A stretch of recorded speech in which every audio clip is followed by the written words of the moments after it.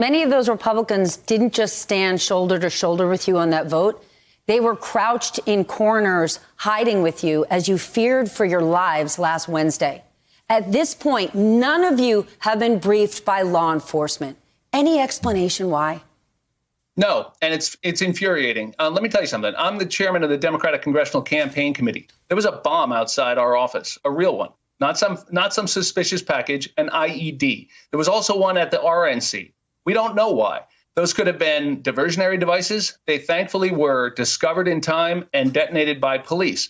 I still not have had a briefing from the Secret Service, from Capitol Police. It's completely unacceptable. This is a building where members of Congress routinely come and go. There are hundreds of young staffers who work there on a normal basis. There were security people who had to be evacuated, who thankfully acted responsibly and heroically in discovering the package and in managing the situation. But they were in harm's way. I want to know what the hell's going on, and I think that these officials need to brief us immediately. Wow. Will you be asking for a formal investigation? Yes, we need a thorough investigation.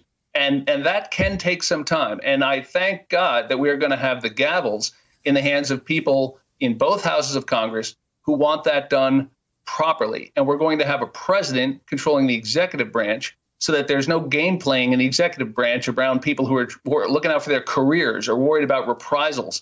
We won't have to rely on whistleblowers. I think we'll be able to get the executive branch clear on exactly what happened, disclose it to Congress, write it up in a fair report, working with fair-minded Republicans in a bipartisan way, because I think this is important that we establish concretely, like after 9/11, like after the assassination of John Kennedy, what happened here. It must never happen again. I don't mean to get personal, but you're a husband and a father as well as a congressperson. You're in recess right now, but Nancy Pelosi has said be on standby. Would you feel safe going back to work today? Yeah, I'd feel safe going back to work today. I want to be able to tell my kids that they don't have to, lay awake at night worrying about it. They were scared. I mean, they're watching this stuff on TV. I was in that House chamber. I was on the other side of that door when those people were breaking down the glass. I saw it, and I heard the shots when they shot that intruder. The fact is that we were moments away. The Capitol, people need to understand, we were surrounded in the House chamber on three sides. There were some heroic actions by staff who barricaded the door with furniture, credenzas, bureaus, chairs, thrown up there seconds before that mob arrived. And on the Senate side, that Capitol Police officer lured that mob away, because what was going on the other side of those doors was that senators and members of Congress were being escorted down internal stairways to safety.